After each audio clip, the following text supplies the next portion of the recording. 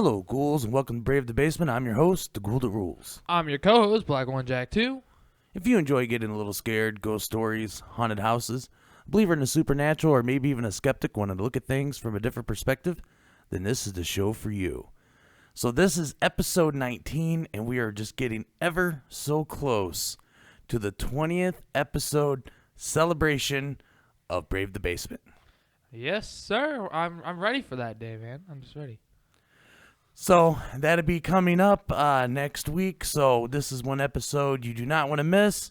Lots of exciting things going on, lots of announcements to make, and some really cool paranormal activity to get into. But first, we got to do episode 19 before we could do episode 20. And today we're going to be talking about Dogface Bridge. Dogface Bridge is in San Pierre in Indiana. And what's interesting about this bridge is it was built in 1910, and it is rumored to have been built out of the steel from a Ferris wheel of the 1893 Chicago World Expo. So they built this bridge in 1910, and about 40 years later in the 1950s, and this is according to the local legend, a couple just got married, and they were driving up to that bridge, and a dog got in their way. And when the man tried to swerve to miss the dog, he ended up putting his car in the river, and his wife was decapitated. And they say if you go out there that you will see a woman with the dog head as her face. And that's why it's called Dogface Bridge. That sounds really creepy and just weird to have a face as a dog. Exactly, yeah. So I assume that the dog somehow was hit and lost his head as well, and that's how she ended up with the dog's head instead of her head. But that raises questions now.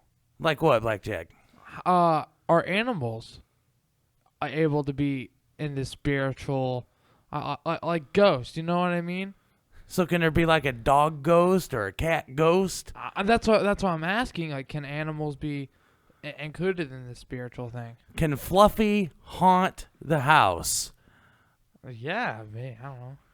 I mean, that's a very good question, and that's something I would be willing to do some research on, being haunted by a dead animal. And that is a good question. It's a very good question. But we're going to get into some ghoul mail today. So let's check the ghoul mail.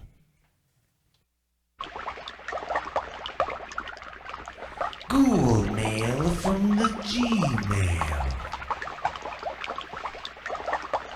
So this story comes from one of our ghouls out there, and this is about Dogface Bridge as well, and an experience that they had while visiting. The year was 2003 or 2004. My friends and I were bored and looking for something to do. We decided we would make a trip to Dogface Bridge again that night. We usually went there many times each summer. This time, we forgot to bring a flashlight, but we were so familiar with the area that we kept on going without one. There are two bridges. The legend says that a lady was decapitated and died at the second bridge, and when you get to the second bridge, the lady will appear with the face of a dog. We parked and headed toward the first bridge. The only scary part, the first bridge, is that there are a lot of holes in it, and there is a risk of falling through. We were almost to the second bridge when we saw an orb of light appear out of nowhere. It was about the size of a baseball, and it was 6 feet above the ground. We stood there for about 30 seconds in complete silence. One of my friends then started running back to the car. That was enough of a sign for the rest of us to run too. As we drove away, the light could still be seen from the rearview mirror. We decided to go back to investigate further that same night. When we went back, the light was gone. That's creepy. The light was gone. When I first read this story, how they seen the light and they ran for their cars, but at some point they decided to go back after seeing this light and getting scared. So what would have been the thought process? I would have loved to have been a fly in the car and hearing what these guys had to say. What do you think, Blackjack? First of all, I want to say this. Their first mistake was going back, okay? Well, wouldn't the first mistake be going to? Well, the first mistake would probably be, researching about this place, wanting to go there. And be like, yeah, this is a really good idea. Yeah, we should go check this out, right? Yeah, pretty much. I mean, it's a scary place. I mean, does it really give you, like, the location? Like, is it, like, in a forest area? So, from my understanding, when you go there, you'll get to some sort of gate or a fence or something, and you'll walk a mile or two in an open field, and then you'll come across a bridge. And if you look online, if you Google Dogface Bridge and look at images, 99% of the images you're going to see is of the first bridge, because most people think, okay, this is it, I've reached it. That's not it. You got to go across that bridge and make your way to the second bridge. And I need to point out here that the bridge is gone now. It's not even there. All that's left are the concrete slabs on each side of the river. It's been torn down. So the bridge isn't even there. So, after a mile, this person decided to walk a mile to get to the bridge with his little packed lunch. Thinking on this field trip here. And they don't even expect the light. Right. So and he said that they went out there many times, and I wonder if this is the first time they ever experienced anything. And after seeing the lights, they took off, and then, like I said, I would love to know what they said in the car, and I can only imagine it's oh, did you see that light? And we get out of here, and then, hey, let's go back and go check this out. You want to go back? Actually? I think we should go back. What a fella. Okay, Jim Gaffigan. So anyway, I think you've been dying to do that for a while. For a while, you probably been. I need to sneak in a Jim Gaffigan yes. somewhere in there. But anyway, back to paranormal stuff, like what we're here to do, Blackjack. So these guys, decided to go back, and hats off to them. I wouldn't have went back. Hey, at least they didn't run. Okay. If this was you, they ran first, but they went back, so they get a bozo button. They get a bozo button for coming back. Yes. Well, isn't that fantastic? Yeah. Maybe they saw a fish somewhere. So this was a place that I was always very interested in going to, and back when we recorded episode 7 with Snowman, he knew how to get there, and we debated going. And it was getting really late. I had to get up real early the next morning, and when he said, yeah, you got to walk for like miles, I was like, yeah, so it's not something I can just pull up to and then come home. So we didn't go, and I'm kind of glad we didn't, and not because of the paranormal activity, but when I was researching this, looking for other experiences, a lot of people have said, and this is where it gets interesting, is that they've been shot at by people out in this area. It is private property you got to pass through. One person in a comment section somewhere said that, they had heard that some hobo was living out in this area and was shooting at people who came too close. And then Snowman was telling me after we recorded that episode, what happened to him out at Dogface Bridge was by the time that they got to the first bridge, they'd seen this real strange light, and they thought that it was something paranormal. And it turned out to be another car. And they decided, well, maybe we ought to just head on back. And they ended up in a car chase. And these people were shooting at them in a car chase. So it is very dangerous, not even on the paranormal level. But it sounds like someone has taken exception to people going out the Dog-Face Bridge. I mean, it's kind of sad, being Dog-Face Bridge, being so well known that people can't, at least visit. And it's kind of sad that you can't even go there anymore.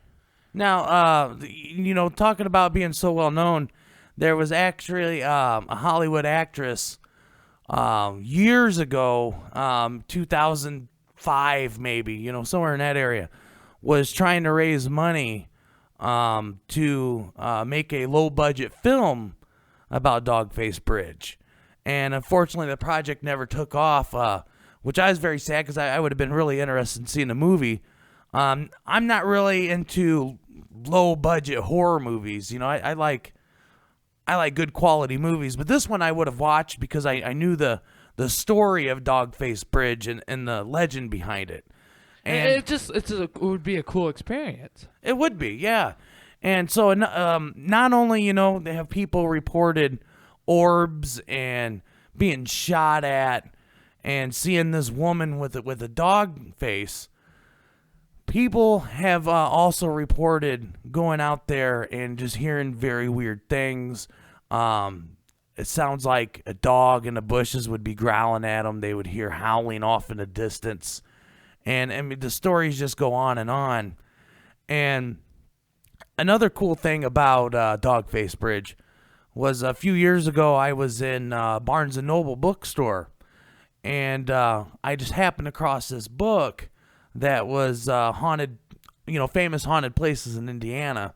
And, of course, Moody's Light, which we covered, I believe it was about episode 4. That's how long ago that's been. Dog-Face Bridge was on there. Yeah, it was in this book as well. So it is a very fascinating story. It is from the just looking at the pictures that I've seen of the place, it is a very creepy place. And there's definitely something paranormal going on there. Too many people have got too many stories about Dog-Face Bridge. So, Mr. Ghoul Who Rules, I really want to quick mention something. From the last episode, I have recently not hit any fish, okay? I was wondering if fish was going to come up in this episode as well. I already put a hint earlier in the episode. I've already said something. I don't think you caught it at the time. What was that? Just like the pun I just made about the fish. Caught it? Get it? No, but since you talk about catching fish, and since we're on the fish again, I was thinking about over the summer when you caught the one fish and your reel broke. Oh, that was a fun. We were back at that same spot on the culverts, right? Yeah. And my line, my whole rod just gave up, and so I threw it like a boss I was. I got on there, grabbed the line, and started pulling this fish, and I caught him just barehanded. It was like one of the coolest things in my life. All right, so just want to remind everybody, our next episode is the 20th episode celebration. And there will be no fish. And there will be no fish again. Definitely no fish in that episode. And we got a lot of exciting news to catch everybody up on. So we'll talk about all that next week. So definitely join us for the 20th episode celebration. Be ready, guys. If you'd like to become a Brave the Basement Ghoul, be sure to share this show on social media. Go to bravethebasement.weebly.com and sign up for our newsletter to get all the latest news and updates when each episode has been posted. If you have a ghost story you would like to share with us, you can reach us at bravethebasement@gmail.com. Your story can make it on the show and be featured on the website. You can also submit your story on Reddit under the subreddit Brave the Basement or in the YouTube comment section. If you have an eerie ghost photo you would like to share, please email us and include a description, and your photo could be added to our photo gallery. And that brings us to the end. We hope that we brought you just a little fright. And remember, when you are up late at night and you hear something in your other room that just doesn't seem right, it's okay if you need to turn on the light to protect yourself from things that go bump in the night. I'm your host, Ghoul That Rules. I'm your co-host, Black One Jack 2. And I hope you join us again. Until next time.